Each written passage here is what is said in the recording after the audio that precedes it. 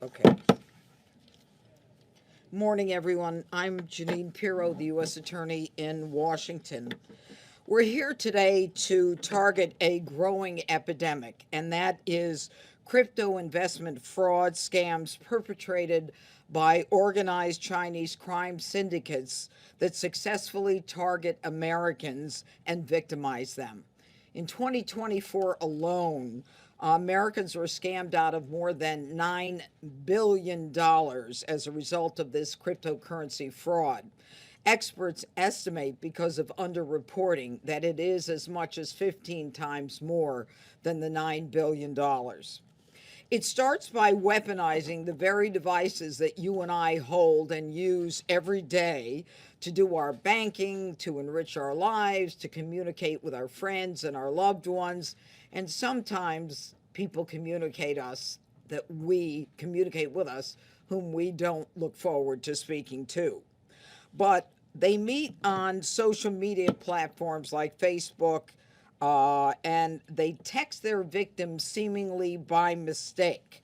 They prey on older Americans because of their loneliness. They first gain their trust, and then they move the conversation to WhatsApp or other encrypted communications. And they shuttle their victims from legitimate crypto platforms to fake platforms that they themselves create and control. What I have here is a classic example of the kinds of contacts that people can get in a text message. So it would say, for example, "Hi, Patricia, I didn't see you at the gym today." And the person with the phone says, "I'm not Patricia, it's the wrong number." And the scammer says, "So sorry, I hope I didn't disturb you." And Patricia, or the wannabe Patricia, says, "No worries at all." And the scammer says, "You seem like a really nice person. What's your name?" She identifies herself as Sandy, goes back and asks him what his name is. And then it begins. Now, since President Trump has sought to make the U.S. a leading haven for cryptocurrency, it's important for Americans to understand the safe use of the commodity. There are no tricks that can be a part of cryptocurrency. As part of the president's goals, we strive to expose these fraudulent contacts and pitfalls so that Americans end up being secure in their investments. Now, the consequence of these scams are devastating. Older Americans, in particular, are targets of these scams, many of them lonely, many of them looking to speak to someone who communicates with them. Their entire life savings gone, their retirement funds gone, left with no opportunity to go back into the workforce and to re earn money. I want to give you two examples. One is a woman who said she sent $40,000 initially, and she was provided with screenshots that showed the profits of her cryptocurrency investment. Quote from the victim: "That was telling me I was making all this profit. That's what encouraged me to invest more." And in the end, the woman, who was 60 years old, lost $1 million of her life savings. Another person said, "I've been financially assaulted, and it's a devastating feeling." A Virginia man who lost $272,000. And this is the saddest of all. Quote, "There wasn't enough money left even to pay for his headstone." The daughter of a victim of cryptocurrency fraud who killed himself. So this scamdemic is certainly a generational wealth transfer from Main Street USA into the hands of Chinese organized crime, making it both a national security problem and a homeland security problem. And with the partners behind us, my office will not stand by as these Chinese organized crimes enterprises empty out the bank accounts of hardworking Americans, many, of course, left without the ability to go back into the workforce. And that is why we are here today. With our partners at the Maine Department of Justice, the FBI, the United States Secret Service, A scam center strike force is being created. As the prosecuting office in the nation's capital, we have the authority to charge foreign defendants and seize foreign property well situated to engage also with our partner agencies across the government. This new strike force mission is to identify and charge the leaders of these cryptocurrency scam organizations, to trace and to seize the stolen funds to the victims, and seize and disable the United States infrastructure that is the manner and the means of the scam itself. So already we've been hard at work. We've already seized over $400 million, and today we are filing additional actions to forfeit $80 million that we will return to victims. We have seized websites being used by these compounds in Southeast Asia that are used to victimize Americans. We're seeking warrants to seize satellite terminals and accounts being used by the perpetrators to connect to the internet. And our Strike Force Burma team has identified, quote, the Democratic Karen Force Burma team, Benevolent Army. Let me say it again. The Democratic Karen Benevolent Army, which is a Burmese army group which is supporting scam centers, which we have nominated for designation by the Treasury Department. We're calling on all U.S. providers to assist us because left unchecked, this will continue to grow. And it will grow on the networks that we talked about, resulting in U.S. believers, U.S. users believing they can no longer trust these platforms as safe.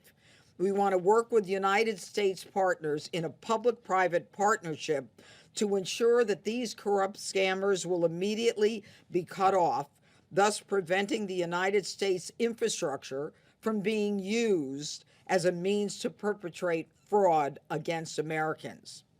My final message on this issue is as follows. The Department of Justice will not stand by while Chinese organized crime victimizes Americans and bleeds dry the hard-earned investments of American citizens. The Scam Center Strike Force brings together a cadre of resources across agency. Our best and brightest are being brought together to attack this problem by securing our United States infrastructure, by returning money to victims, and by bringing these perpetrators to justice. Now, I'd like to call upon two of the people behind me right now, Gregory Heeb from the FBI Criminal Division, Deputy Assistant Director. Thank you, Judge.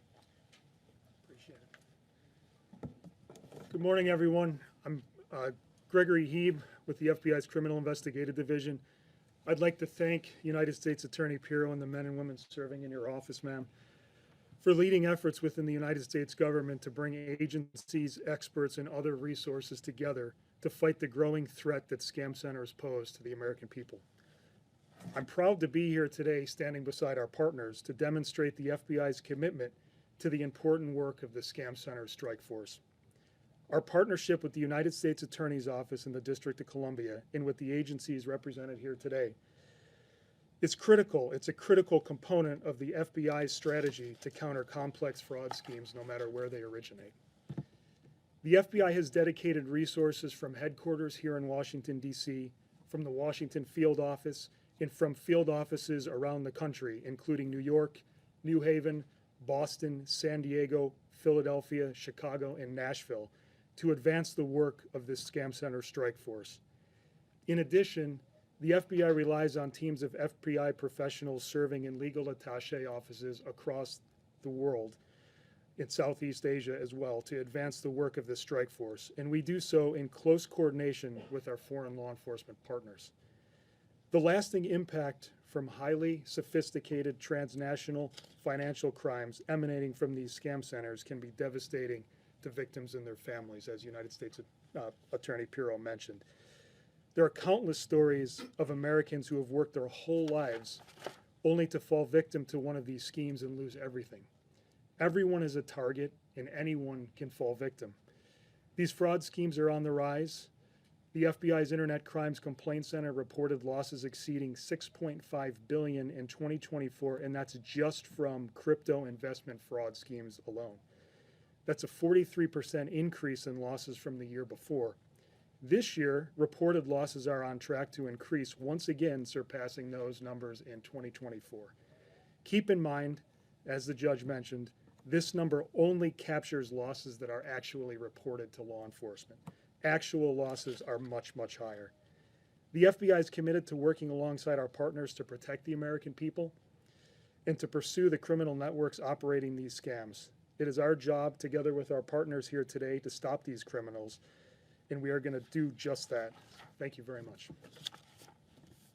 And I'd like to turn it over to my colleagues in the Secret Service.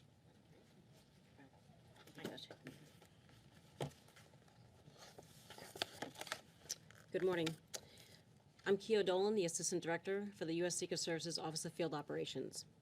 I'm pleased to join my colleagues today from the U.S. Attorney's Office, Department of Justice, the FBI, and the U.S. Treasury and State Departments. Since 2019, the Secret Service has seen a major uptick in cryptocurrency investment scams. The organizations behind these scams leverage an ecosystem of criminality, often weaving an intricate web of illicit activities together to perpetrate their schemes. These schemes include human trafficking, victim engineering, and money laundering, among other crimes. The U.S. Secret Service, along with our partners, have worked diligently to investigate these scams and return stolen funds to victims.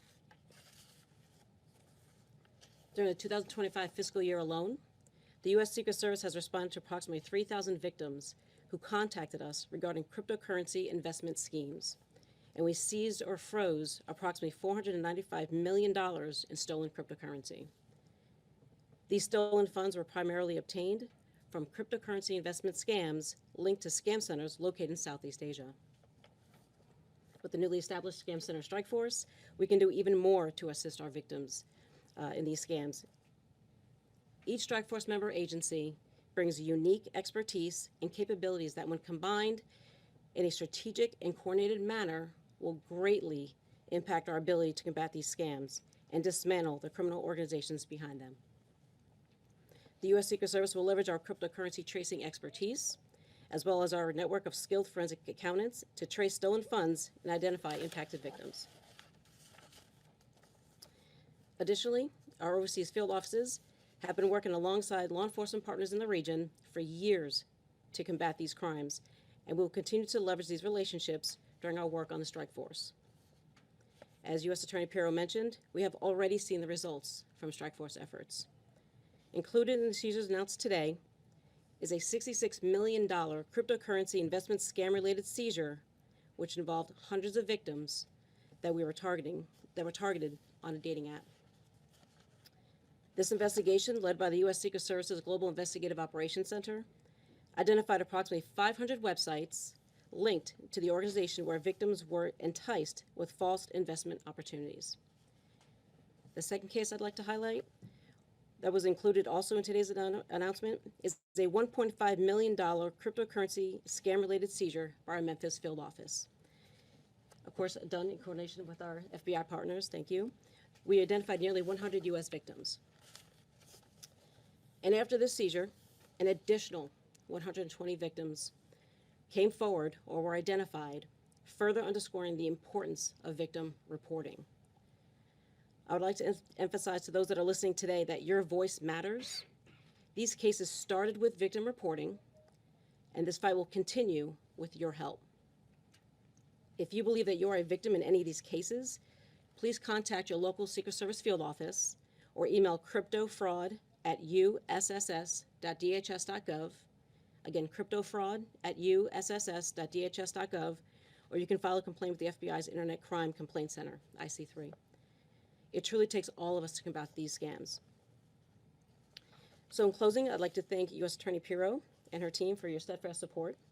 I'd also like to thank our Strike Force agency partners for their continued collaboration. We certainly look forward to working together with all of you to combat this scamdemic.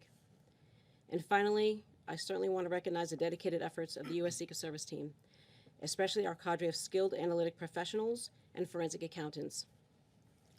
This group, led by Callie, our program manager and cryptocurrency expert, with support from our special agent colleagues, have made such an impact in combating these scams.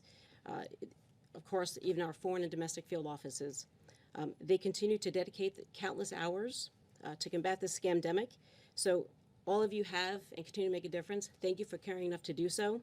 And with that, I'd like to thank you for your time today and turn it back over to U.S. Attorney Pirro. Thank you. Thank you. And now, key to our success is the collaboration with the agency partners. And I'd like to turn the podium over now to the Treasury Department's Office of Foreign Assets Control, OFAC Director Bradley T. Smith from the Treasury Department.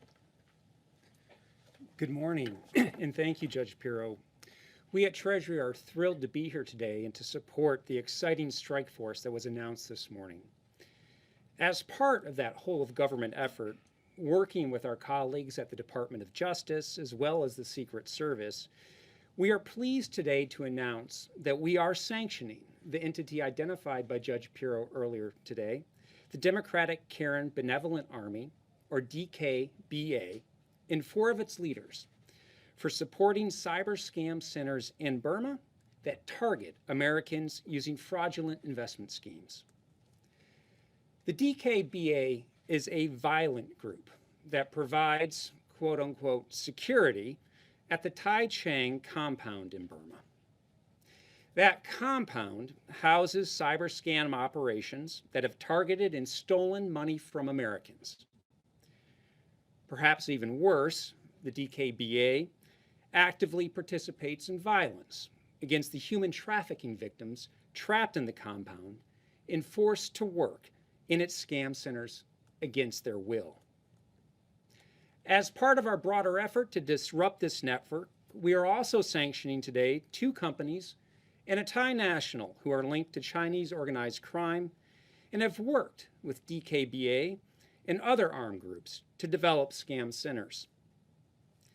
It is now illegal for those sanctioned to move money, buy goods, or purchase services in the United States, and as a practical matter, to engage in any significant financial transaction around the world.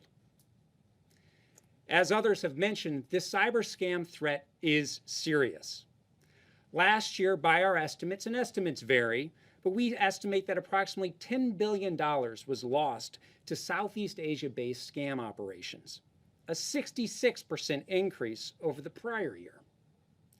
In some cases, as Judge Pirro indicated, victims here in the United States have lost their entire savings to these schemes.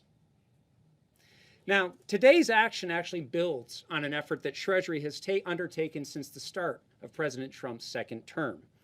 Indeed, this is our 5th action this year targeting scam centers, totaling over 165 different designations, including one in May and another in September, targeting actors in Burma.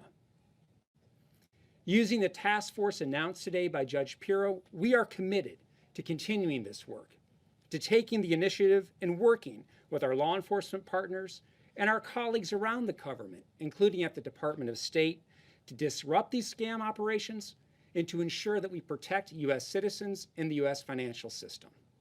And with that, I'd like to turn over to my colleagues from the State Department to touch on their work. Thank you, U.S. Attorney Pirro, also all my agency colleagues. So good morning, I'm Chris Lamberg. I'm the head of the International Narcotics and Law Enforcement Bureau at the State Department.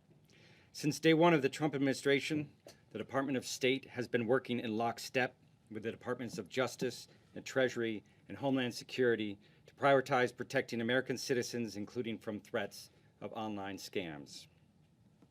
I'm proud to stand here today with U.S. Attorney Pirro, colleagues from DOJ and Treasury and FBI, the United States Secret Service, and all the hardworking members of the Department of Justice's Scam Center Strike Force.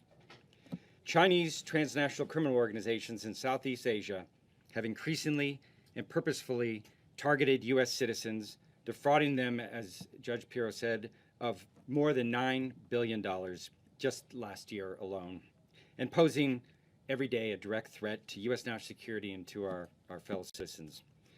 Many of these criminal organizations rely on forced criminality, as it has been said by some of my colleagues, a form of human trafficking to facilitate scams, threatening victims with extreme quotas and using violence when these quotas are not met.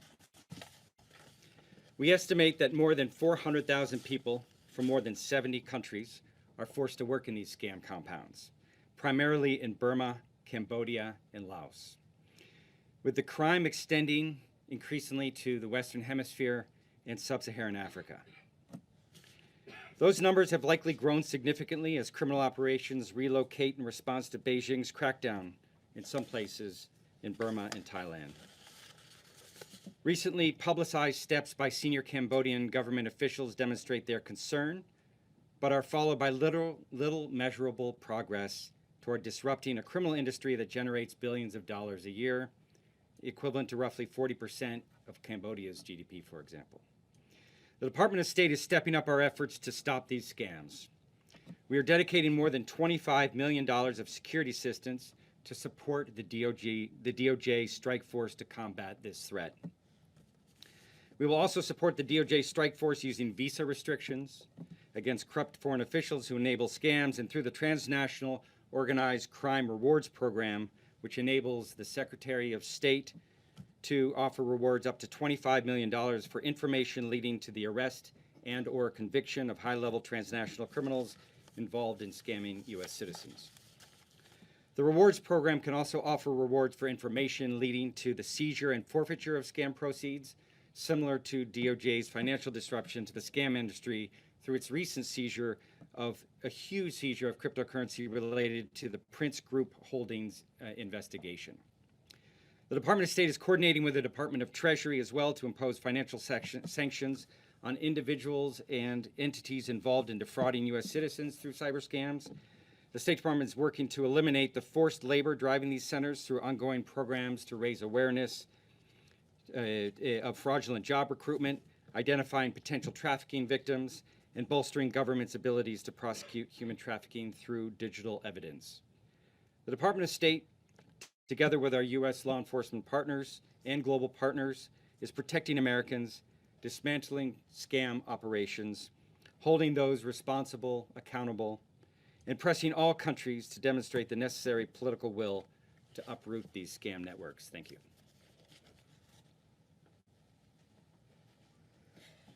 Thank you. I think that it's pretty obvious that we are committed to this new strike force from across all different agencies in the government.